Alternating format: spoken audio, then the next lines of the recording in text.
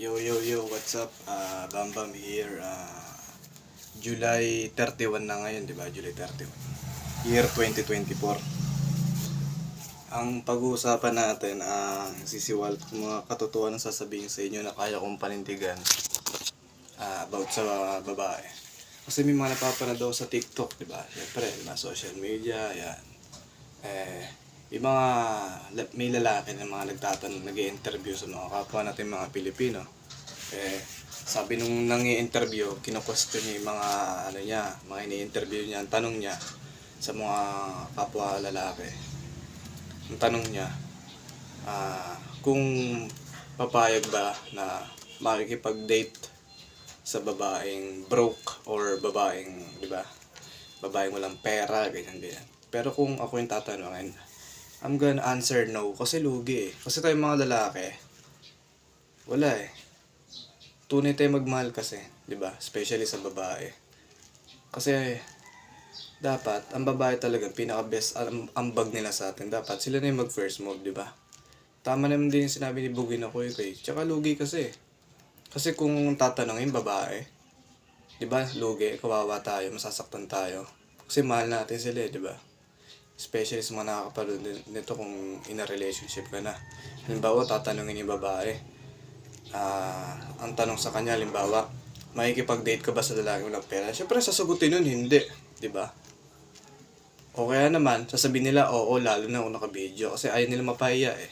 Diba? Ayaw nilang yung ma-expose yung kanilang kasinungalingan.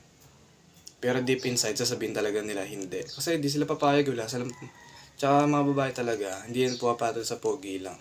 Yan ang hindi alam ng mga sad boy, di ba? Ng mga pangit. Di ba? Kasi kala nila mga babae pumapatol lang sa pogi or gwapo. Hindi. Pumapatol yan sa mga lalaki may sustento. Yun yung habol nila, hindi yung pogi. Dahil wala silang pake kung pogi ka, maitim ka, or kung maputi o madilaw yung ipin mo. Kung mabaho ka o kung mabango ka, wala silang pake. Importante yung sustento. So yun lang masasabi ko. Diba? Lugi eh. Tatanungin halimbawa ako kung may ikipag-date ako sa babaeng walang pera. Siyempre sabihin ko hindi, lugi eh. Diba? Kasi kung nasat kung may pera ko, pinaghirapan ko to. Siya makikinabang. Pabili siya ng pabili. Diba? Lugi. Dapat kahit pa paano tayong mga lalaki rin, may karapatan din tayo magpabili. Bakit? Sila lang lagi? Tangina. Diba? Kaya tayong mga lalaki, huwag tayo magpakasimp. Diba? Focus tayo sa goal. Tsaka wala nang may pake kung single ko o hindi eh.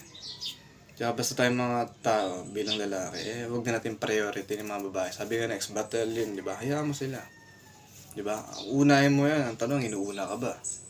Di ba? Tsaka tayong mga tao, gayahin nyo ako. Magpakatotoo tayo sa sarili natin. Huwag na natin unahin yung mga ganyan, babae. In the first place naman, wala silang pakialam sa atin eh. Di ba?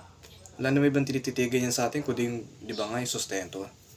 Pultut kong sinasabi, di ba? Wala naman silang pakialam kung pogi ka o pangit ka. Matangkad ka, panda ka, wala silang pake, di ba? May anghit ka, may puto ka, wala silang pake, as lang sa may pang-sustento ka. Yun yung pinaka-the-best nun eh. Di ba? Paano sila magaganang may pagbuntisan niya kung wala kang pang-sustento? Di ba? Ganyan din sasabihin ng mga iba, ng mga inggit, hindi daw yung gwapo, wala namang trabaho, walang pera. Totoo nga naman. Kaya nga babae talaga, hindi pumapatol sa pogi lang. Pumapatol yan sa may pang-sustento. So, sana matanggap nyo to. Kung may magagalit man, ibig sabihin, hindi mo tanggap yung reality. Ganun yung reality.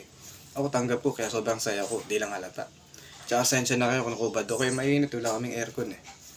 Electric fan lang. Diba? So, yun lang. Sa mga di nakaunawa, matulog na lang kayo. Baka sakaling tumalino pa kayo. Dahil mag-aaral kung ayaw nyo rin.